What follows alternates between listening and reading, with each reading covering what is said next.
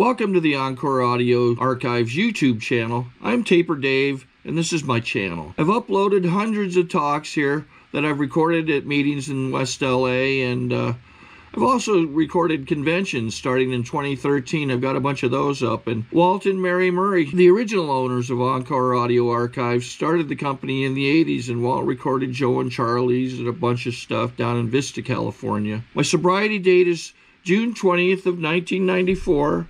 I hope you find something you like, so please like and subscribe to my channel and comment down below. If you want to hear something that I don't have or that you don't see, I'll see that I get it. Anyways, take care and have a great day if you want to. Have a nice hug. Thank you. Hi, I'm an alcoholic. My name's Chuck. And to keep up with the Ann does, I'm also an adult child of non-alcoholics. And that's a bitch. I don't have anybody to blame. I bring you greetings from the People's Republic of Orange County. Sacramento's calling it Lemon County now.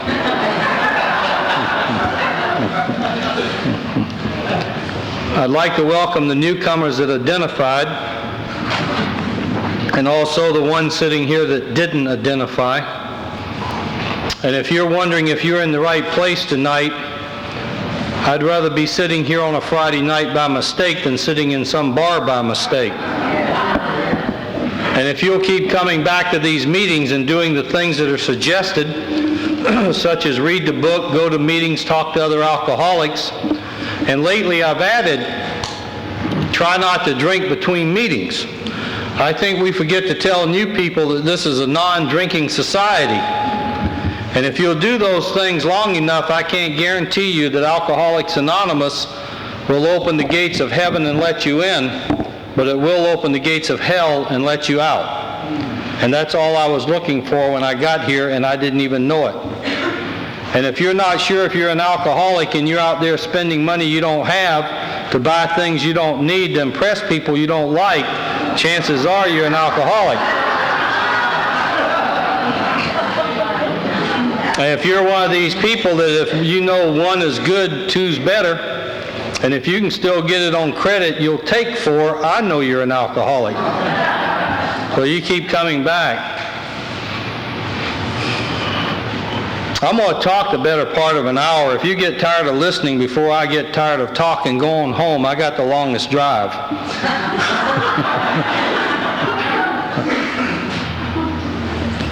You know, I'm very wound up tonight. It's been a good, bad week, and I'm coming up on a birthday. Rob just reminded me of it. He looked in my pocket watch, and day after tomorrow's a birthday, and I think we all get that way close to a birthday, and I'm very loving of Alcoholics Anonymous. And there's an article in the New Yorker dated March the 20th that's probably one of the best written articles about Alcoholics Anonymous I've read outside of AA literature, and if you can get your hands on a copy of it, I would suggest that you do so. It's about an 8 or a 10-page article. And it's entitled something to the effect that the crossroads of AA is at the crossroads. And it explains a lot of things that I've been curious about for a long time, and I won't even go into them, but it's very interesting. Profit yourself and see if you can get a copy of that. Tonight I'm supposed to share with you what it used to be like, what happened, and why it hasn't changed a hell of a lot.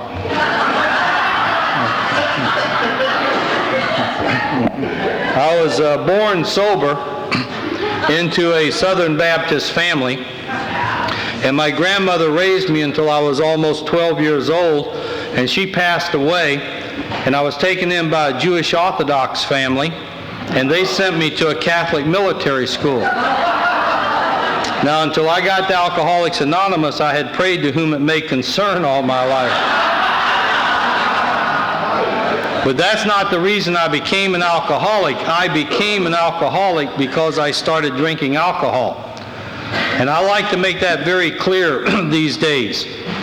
because we have a lot of folks that come into Alcoholics Anonymous, and after they're here a little while, they decide that they would like to blame somebody else because they drink so much, and they run back out there and they join other organizations, and they end up dying if they're not lucky enough to come back to Alcoholics Anonymous. So I like to make it very clear that for me, the only reason I'm standing here in Alcoholic is because I started drinking alcohol. And I never want to forget the very first drink that I ever took. I had already finished school. I was home on leave from the Air Force, and I'd gone to a theater, and it was late. And on the way home, I stopped at a private club that my family belonged to. And I walked in, and I went straight to the bar, and I sat down, and I ordered a bottle of beer. And the bartender that was on duty that night had known me all my life. And he looked at me and he said, "Mr. Charles, have you started drinking since you left home?" And I said, "No, John, I've never had a drink of alcohol in my life. But tonight I'm just going to have one bottle of beer." And he gave me a Miller's High Life, and he sat it down on the bar, and I picked it up and I drank it as fast as I possibly could, because I was afraid somebody might walk in and catch me drinking. Now, the reason I need to remember that drink that night so vividly tonight, sitting at that bar, I had no marital problems. I wasn't even married. I had no job problems because I was doing exactly what I had wanted to do ever since I was a teenager. And I'd gone to one of the best military schools in the world to get ready for it. And I had no financial problems. And sitting there that night for no reason whatsoever, I blew almost 22 years of total sobriety. And I know standing here tonight, I could do that same thing all over again. Because it's not when everything is coming down on me that I have the fear of drinking again. It's when everything seems to be going okay. I learned a long time ago alcoholics can handle impending doom. We just can't handle impending good. And I have to go to meetings of Alcoholics Anonymous on a daily basis, because when everything is coming down on me, when it is not my fear, it's when she's okay and the kids are okay and the job is okay, I get that stinking thinking that just maybe that last drunk wasn't quite that bad. So I go to meetings of Alcoholics Anonymous almost on a daily basis. I know as long as I've been sober, I only need one meeting a week. I know that. My problem is I don't know which one it is. So I go every day. And I have started looking at these rooms of AA that I go into on a regular basis like my big fort. And the people that go outside my fort and drink again are my scouts. And those scouts keep running back in my fort with an ass full of arrows saying the Indians are still out there. And I have found out over the years that it's a lot easier to stay here than to have to come back. Another reason that I have to stay close to, active in, and a part of Alcoholics Anonymous is because the book tells me that no matter how long I'm sober, there may be a day that I might get something called halitosis, and it's in our book, and I may not feel like I need to be here. And that happened to a man up in Oakland, California, the year before last. And that man was 42 years sober, and he drank again.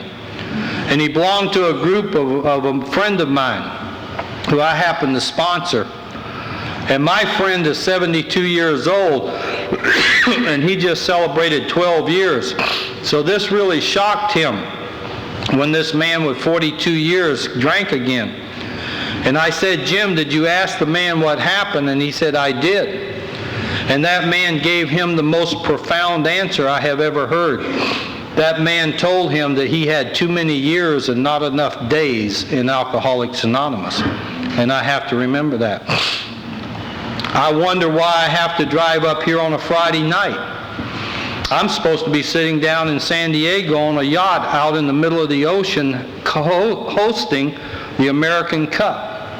But I'm an alcoholic, and I'm supposed to be here tonight. I was back in Detroit last February, a year ago, I guess, and it was 100, it was 5 above zero.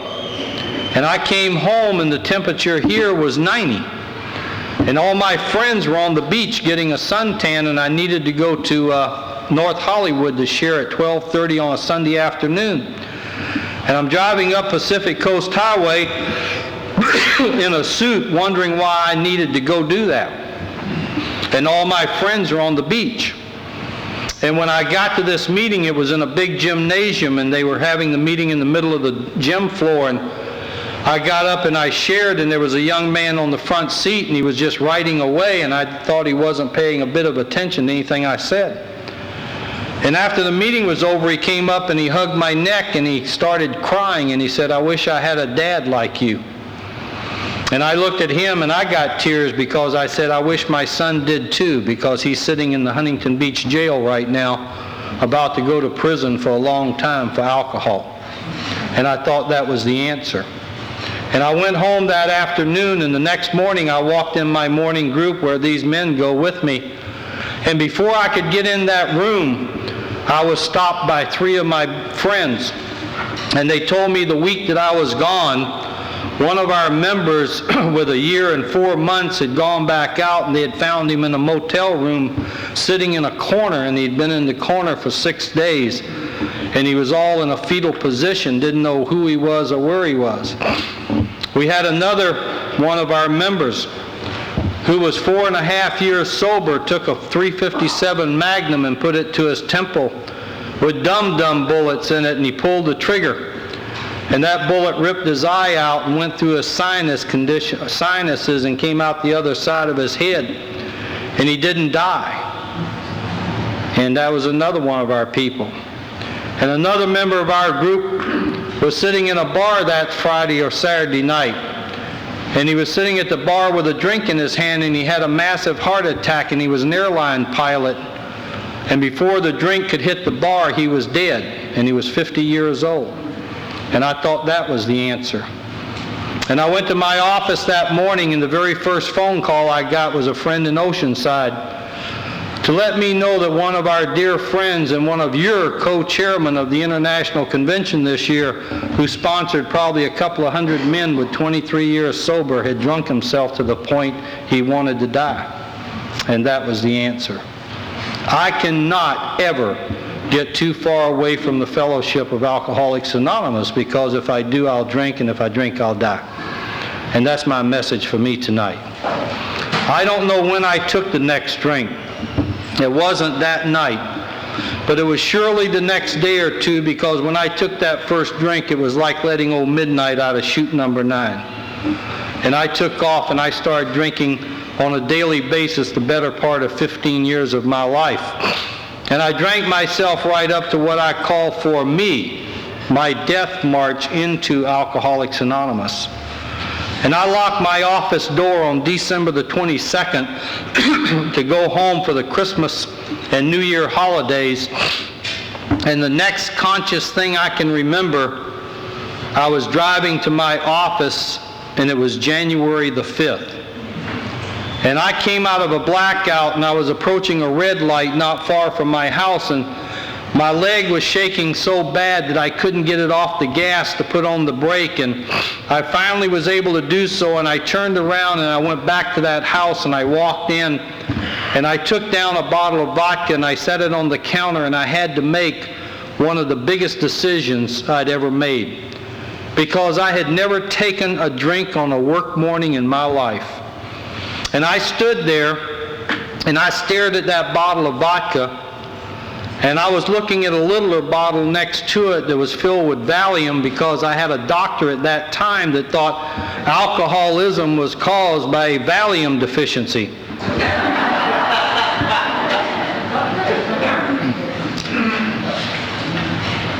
I usually say that I still have that doctor, but his thinking's a lot different today. But he retired 7 days ago, and he's been my doctor for 35 years. And I'll tell you, that's a tremendous loss when you have a friend and somebody that's been all over you, and you don't know if you're going to see him again. But we sat in his office last week and we shared, and that man has probably sent more people to Alcoholics Anonymous than most doctors do today. But I'll tell you, his thinking is different today. And I didn't want to get hooked on those funny little pills, so I took the drink.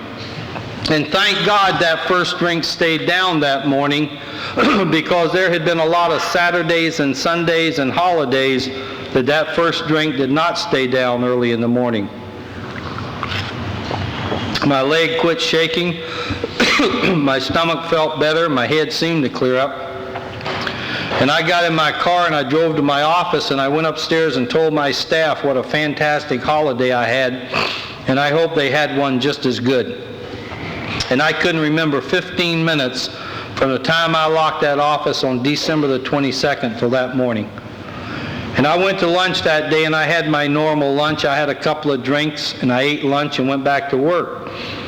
But a few days later, I found myself going to lunch just a little bit earlier, having just a few more drinks.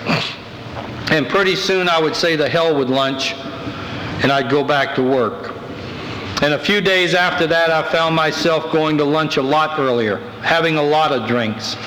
And by then I would say the hell with lunch and the hell with going back to work. And it hit me just that fast. And I did that kind of controlled drinking all the way through the month of January.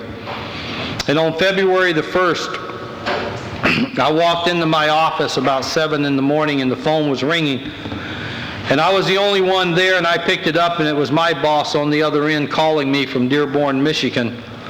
And he proceeded to tell me that I had a drinking problem and I had 30 days to do something about it, and if I didn't, it'd be grounds for termination.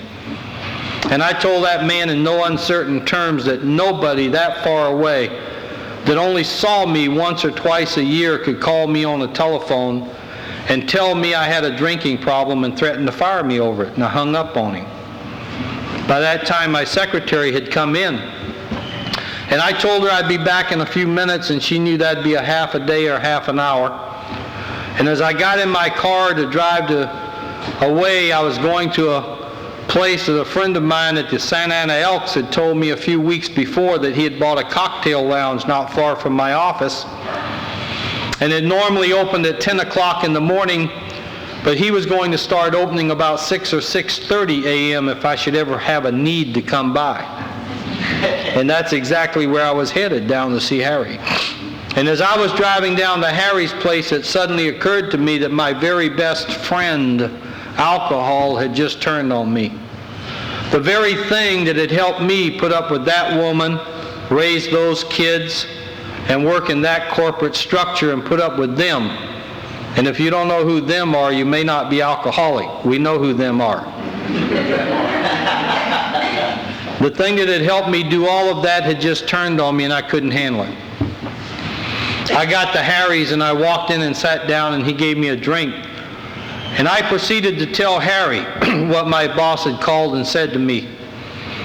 Now, Harry's version of my pressures and my responsibilities and my accomplishments was so much better than my boss's version. I just sat and listened to Harry all day. I didn't have to go back to that office and put up with that crap. But I had to go back the next morning and I knew the heat was on. And I knew they'd be calling and checking on me and I had to alter my daily routine. And the first thing I had to do was the hardest. And that was to cut my lunch hours from 4 hours down to 2. But we do what we have to when that heat's on. And I did that kind of controlled drinking all the way through the month of February. March came and nothing happened. I didn't get fired. I didn't even get any threatening phone calls. And in my sick mind, I got the idea that if you worked for a company as big as I did, and if you held a position such as I did, they wouldn't dare fire you over alcohol unless you admitted to somebody you had a drinking problem. So all I had to do was never talk about it and everything would be fine. And I loosened up. About halfway into March, I came back from lunch one afternoon and the private line on my phone rang. And I picked it up, and it was a good friend of mine whose office was down the hall from me, and he ran a different division than I did, but we talked a lot. And he asked me if I'd step down to his office. He'd like to talk to me, chat with me a minute. And I walked down to Ray's office, and as I walked in, he stood up and he looked at me, and he said, "Chuck, I just came back from Dearborn, and they're talking about you. And if you don't do something about your drinking and do it fast, they're going to fire you. They don't care how fast you've progressed. They don't care how much you've done for the company. And they don't even care how much potential you may have left. They can't afford to have you around anymore." And I looked at my friend and I told him in no uncertain terms to mind his own business. And if he was concerned about people with drinking problems, he had enough of them in his own division, and he probably wouldn't have to leave his office to find one. And I walked out and I slammed his door. When I got home that night, something strange happened because I told my then wife what Ray said to me that afternoon. But I didn't tell her my own boss had already called me 6 weeks prior and had told me I had 30 days to do something about drinking. And she looked up at me that night and she said, "But you don't drink that much." Now, standing there that night, she might not have had any idea that I went back to that house every morning and drank after she left. And she may not have known that I took anywhere from 2 to 4 hours every day and sat at my club and drank my lunch. And standing there that night looking up at me, she might not have had any idea that I didn't work until 7 every night. But I would sit at one of my favorite 2 watering holes, and I would sit and drink until 7, and when I got home and I passed out in my chair, it wasn't from a hard day at the office. But she did know she was going through my last 502 with me. And I'd gotten it about 10 months prior, and I'd been on my way to Santa Ana High School to see my son run in a CIF track meet. And on the way to that school, I totally passed out behind the wheel of my car and ran a main boulevard stop. And when the police came and they handcuffed me and they hauled me into jail, they found at 1 o'clock in the afternoon I had a .36 blood alcohol content. And she knew that. She also knew when I got out of jail, I called my insurance broker. And I told him I'd run a red light or a boulevard that afternoon and I'd hit a tree and I'd wrecked my car rather badly. And my friend came by my office the next morning and he said, "Chuck, you didn't hit a tree, you hit a woman." And she knew that. She also knew that Elks Club would have to call her 3 or 4 nights a week to come and take her drunken husband home because he was too drunk to get from the bar stool out to the parking lot.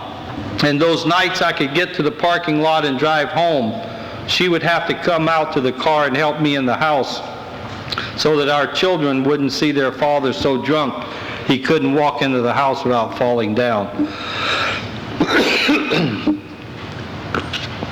Excuse me, I'm getting over a bad cold. She also knew standing there that night that the nights that were becoming more frequent in that house, the kind of nights that maybe only the spouse of an alcoholic would really, truly understand. And that's the nights that were becoming just too quiet. And she would come looking for me.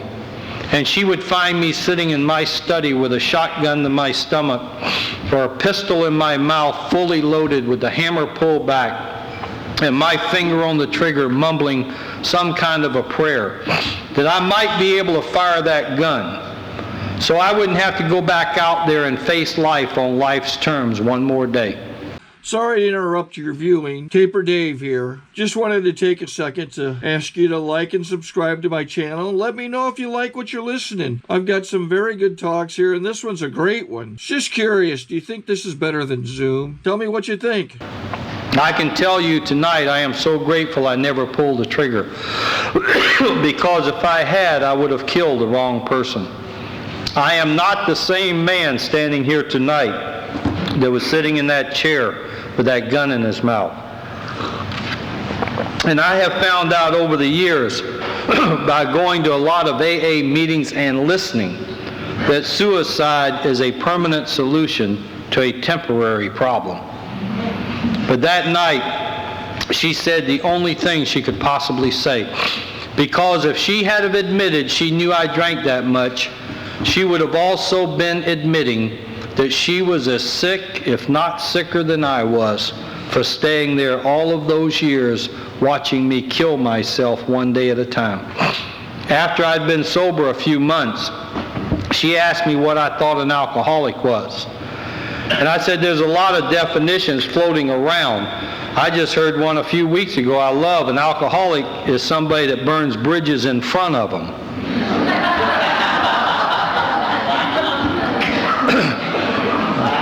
I said, I have made up my own definition for an alcoholic of my type. An alcoholic of my type is a person that drinks to solve problems that are caused by drinking. She said, if that's the case, you've been an alcoholic for over 4 years. Because for over 4 years, I was sitting in bars drinking, trying to solve problems that were caused because I was sitting in bars drinking. Well, the next morning I knew she knew, even if she wouldn't admit she knew. And I couldn't go back home and drink because she'd be watching the liquor supply. And on the way to my office that morning, I did another first. I stopped at a liquor store. And I knew the owner of that store, but I had no idea that he would be there that early. And I walked in, and there he was behind the counter. And there was no way I was going to leave that store without a bottle. And I told him I had a friend in the hospital that asked me to bring him a little bottle of vodka, but I didn't know what brand he drank. And he sat one between us, and he looked me straight in the face, and he said, Chuck, I think this will suit your friend fine. And to make it look good, I got a big bag and some cups and some orange juice and some ice, and I put it all in the bag, and I got in my car, and I drove to my office, and I sat in the parking lot, and I drank it. A few days later, I'm back in his store, but that morning I got a bigger bottle. And as my friend was ringing up my change, I took the cap off that bottle and I threw it right in the trash. And I took the bottle and I turned it up to my mouth, and when I got my change, I got in my car. And I drove down Tustin Avenue, the main street connecting Santa Ana and Tustin, where my office was located at the time. And I was passing people that I did business with on a daily basis. And I could care less if they saw me with that bottle up to my mouth, because I wasn't drinking it anymore because it tasted good, and I wasn't drinking it anymore because I liked it, and I wasn't even drinking it anymore because I wanted it. I was drinking it because I had to have it to get from over here to over there, and it was only 14 blocks. And even though I was running a multi-million-dollar office, my biggest decision that I had to make every day was early in the morning, sitting in that parking lot, when I had to decide if I should drink all that bottle then, or if I should save some in case something happened later in the morning that I couldn't get out to get some more.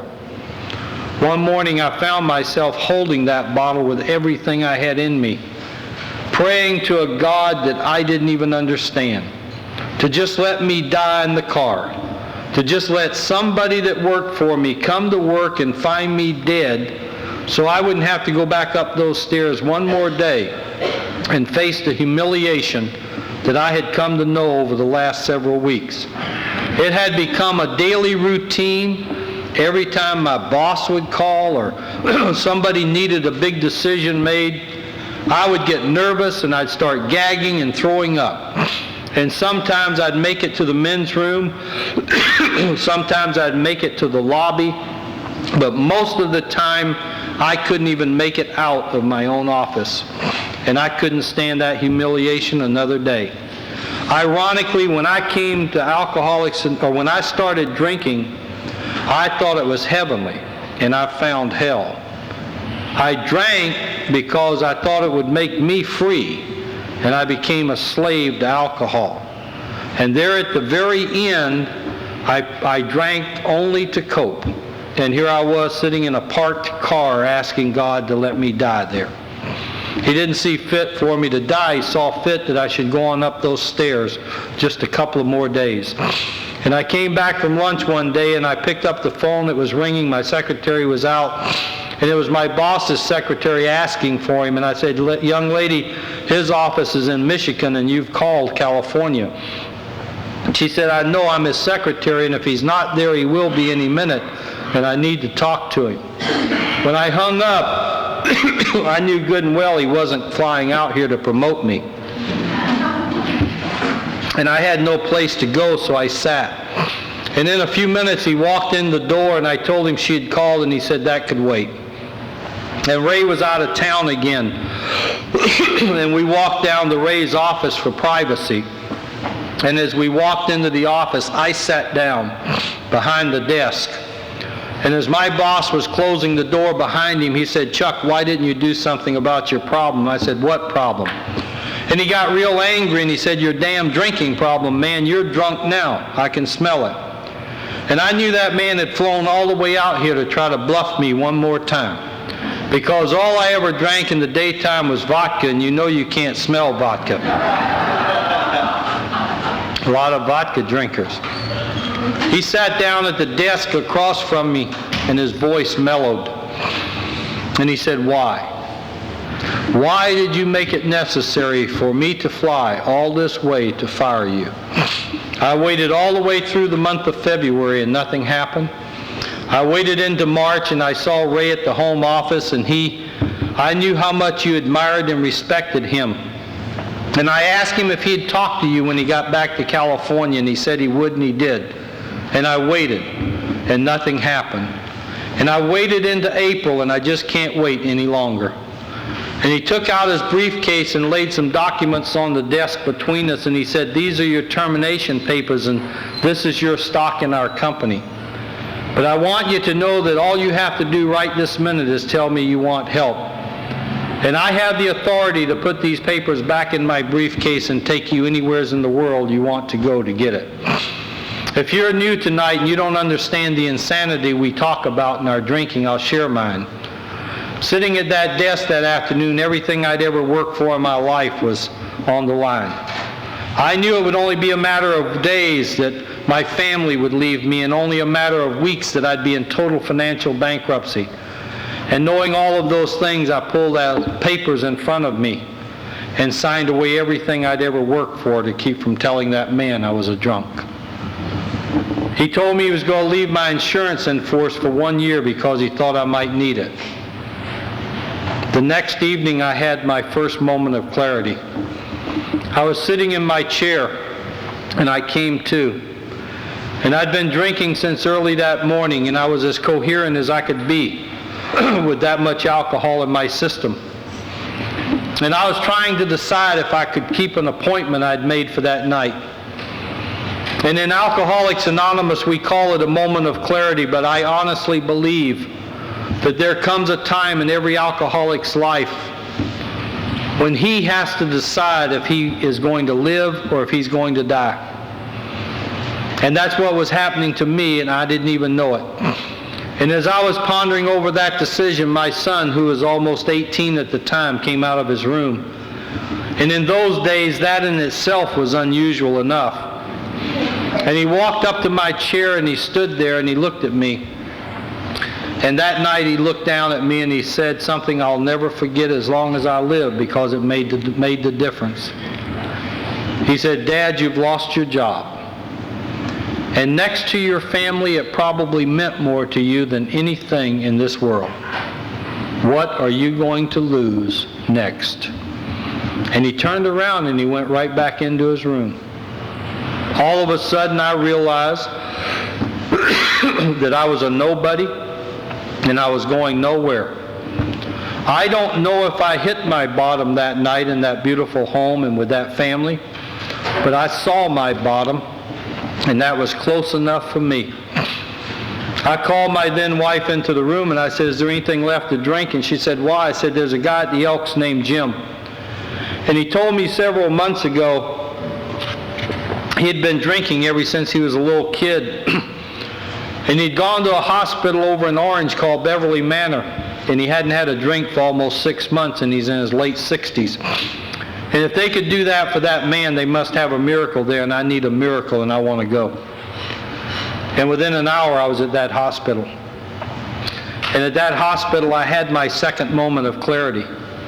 I had never seen the 12 steps of Alcoholics Anonymous in my life. But that night, I took that first step as honest and as complete and as thorough as any human being could ever be asked to take it. Because my son got me undressed and took me into a room called Detox. And when I hit that bed and my head hit that pillow, I said, thank God it's all over. Thank God I don't have to get up in the morning and go back out there and lie and cheat and do all the things I've had to do over the years because of alcohol. And I passed out. And I came to about a week and a half later, and I was strapped in that bed from the tip of my toes to the top of my head, because it seems at the end I was taking Valium by the handfuls, trying not to drink so much. And when I opened my eyes, I was looking out at a doorway leading into a hall, and the first thing I saw was a rabbit about 5'2" hopping down the hallway. And I let out a god-awful scream. And Annie, the nurse, came running into my room, and I told her what I'd just seen, and she started laughing, and she said, but Chuck, it's Easter Sunday.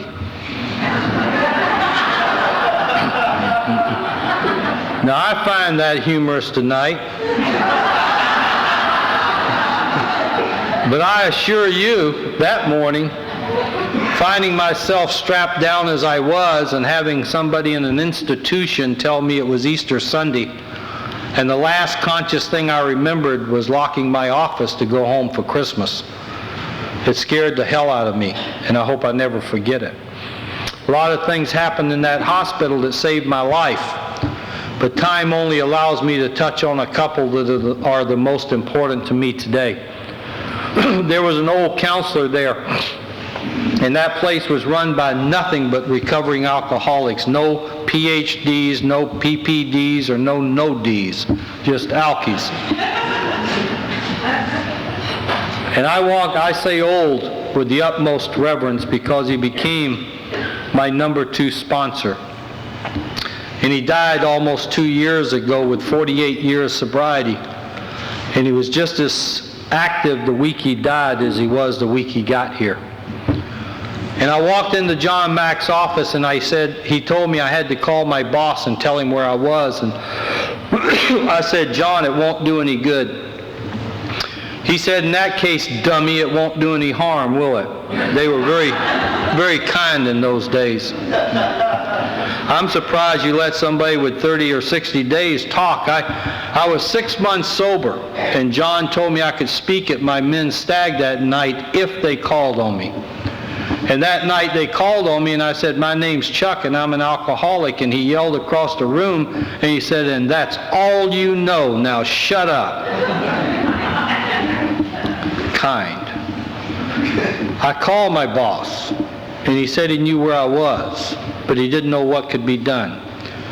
And a couple of days later, he called me at the hospital, and he said, Chuck, I went all the way to the president of the company, and we called the hospital, and we talked to your doctor, Max Schneider. And he explained to us this thing called alcoholism. And he convinced us that if you want to do something about your life, you've taken the first step by checking into that hospital. And for that reason, we've torn up your termination papers, and we've put you on medical leave. And we don't care if it takes 60 days or 6 months, your job in your office will be waiting for you when you feel capable of coming back. It took me a lot of years to try to figure out that kind of forgiveness from non-alcoholics. I could have retired from that company 3 years ago, but I'm having too much fun and I'm too young. The year before last, I was back in Detroit, and that was the climax.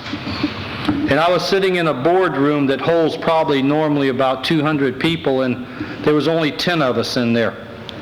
And we were making plans for all the people in our company for the next 5 to 10 years. And a lady came to the door, and it was my big boss's secretary, and she yelled into the room, and she said, Chuck, you've got to come talk on the phone. There's a crazy man, and he won't hang up till you talk to him.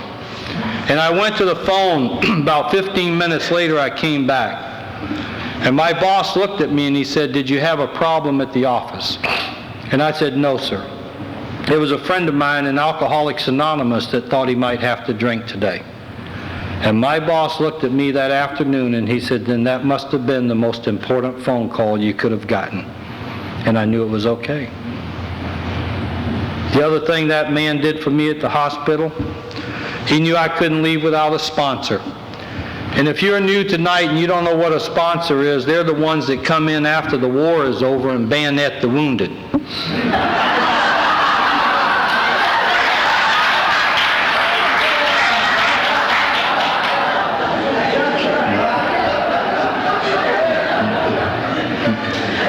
John could have asked 100 men to come take me to my first AA meeting, but he only asked one man.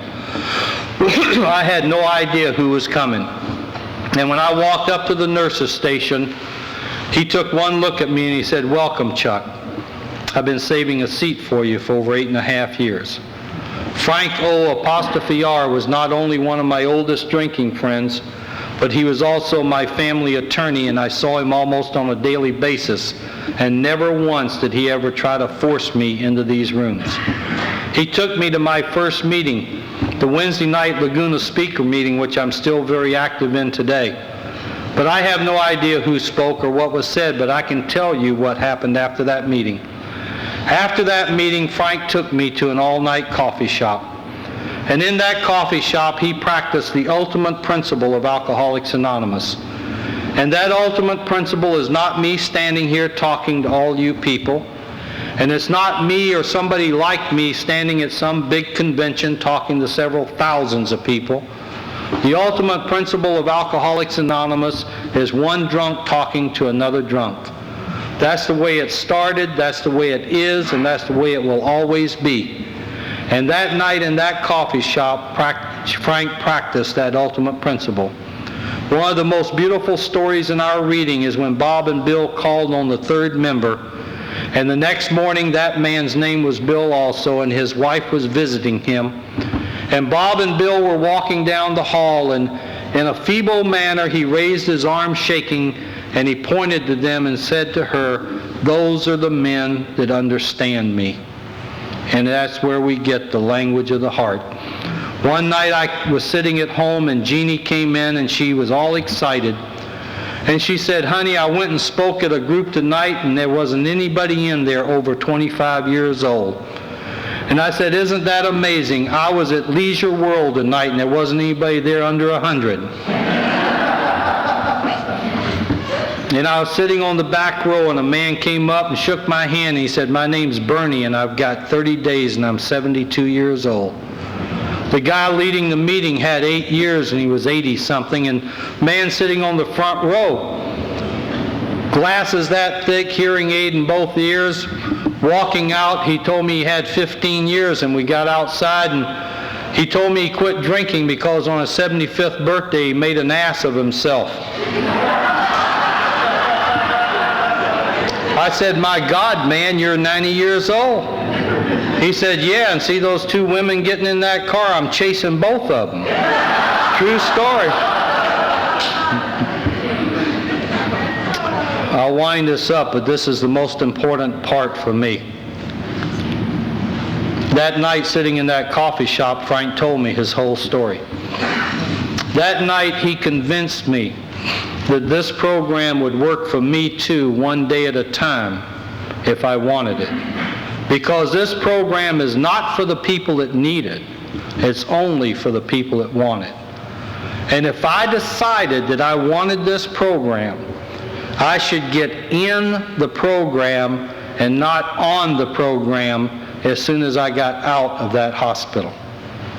And if you don't know the difference of being in something or on something, you just visualize yourself on a submarine when that sucker goes under. You'd know the difference real quick. That night, through my friend Frank, God gave me the gift of Alcoholics Anonymous. And that night, Frank saved my life, and he didn't charge me one dime.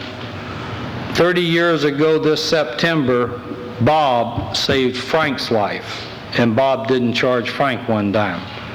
That's why today I go anywhere within my physical or financial power to give back to you what you gave to me, and I have to do it for free and for fun. I was sober a long time, and I thought my whole life was put together, and I have to share this with you because this person will be speaking next week here. And I had all the things that a man could ever ask for. I had the cars, I had the homes, I had the money in the bank, I had the job, I had it all. My kids were raised, and I had the house, and I looked good, but I was dying on the inside. I was just like those smokestacks on the Queen Mary. When they were redoing that ship, when they brought it from England and they sat them on the docks, they just crumbled because they'd been painting the outside of them for years and the insides had been rusting away. And I went down to San Marcos in San Diego County to speak on a Saturday night. Now, you may not know where San Marcos is, and it's not the end of the world, but you can see it from there. And after I got through speaking, and I've spoken numerous times over these years, after I got through speaking and the people came up and shook my hand and thanked me, I saw a lady sitting in the back with some big, huge guy, and I had no idea who he was, husband, boyfriend, whatever. And I walked up to her that night, and I said, "My name is Chuck, and I'd like to spend the rest of my life with you. What's your name?" And she told me. And I was brought up in a very strong standard. I had a very long time marriage. I had a lot of kids, a lot of grandchildren. Pillar of the community by some people's standards. My corporation was very firm about things. And I prayed for 2.5 months. Never made a phone call, never made a contact. And 2.5 months later, at 5 minutes to 5 on a Friday afternoon, I only had one phone number, her office. And I called her and I said, "I have no idea why I'm making this phone call, but I'd like to see you Sunday morning for breakfast." And we met at the marina in Oceanside, and we ran into each other's arms, and we've been together ever since, all these years. Now, I tell you, that's not the best way to do, because when two alcoholics are together, you never know which one's going crazy first. But we have the most beautiful little place down in Dana Point, and she had a big home and a house, and I had a big house, and today we have a small home. And nobody can be as happy as we are. The inside feels free today. And it's all because you gave me the ability to be able to make that decision. Everything I have tonight, I owe to Alcoholics Anonymous. Everything I had before I got here, I would have sold for a bottle of vodka. But tonight, there's not one newcomer in this room that doesn't mean more to me than everything I had before I got here. The only reason I'm standing here alive tonight is because a drunk took the time to come to an institution and take me to my first AA meeting. The only reason I'm standing here alive tonight is because a drunk took the time to sit in an all-night coffee shop and tell me his whole story. But the real reason I'm standing here alive tonight is because that old drunk took the time one night to sit me in his lap and rock me to sleep when I wanted a drink more than I wanted anything in this world. And I'm sure as long as I keep taking the time to come give back to you just a little bit of what you've given to me, my life will always be heaped up, pressed down, and running over. I love each one of you. God bless you, and keep coming back. Thank you.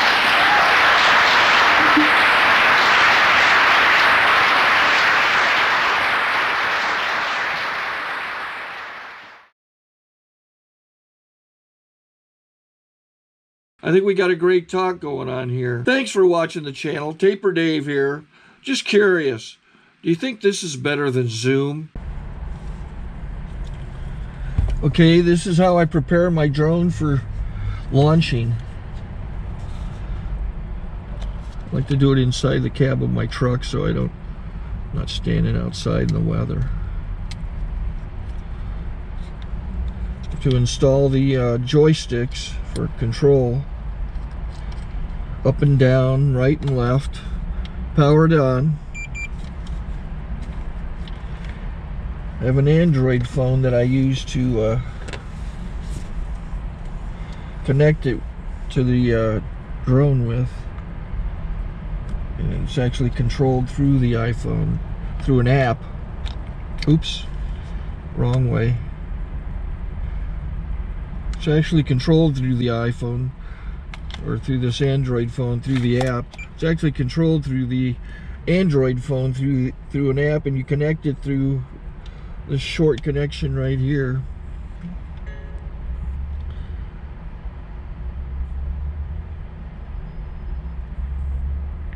Remote control connected. Remote control's connected. So I pull out the drone. I have to extend the legs. Long legs extended first, then the short legs. Remove the gimbal protector. Set that aside. Then power it on one short burst, then one long burst. I lay it down. So I have to go to calibrate. So the drone's not connected yet. It shows you here as this drone gets disconnected, even though the remote's powered on. So the drone has to establish it's connected. So I go into the app to calibration mode. First I'll calibrate the remote controller. Start calibration. Out, in, oop, out, in, up, down, and then this little wheel is to control the gimbal. So it's calibrated. Go to gimbal calibration, start calibration, and then it calibrates the gimbal. I don't know if that shows up. The gimbal's moving all over the place.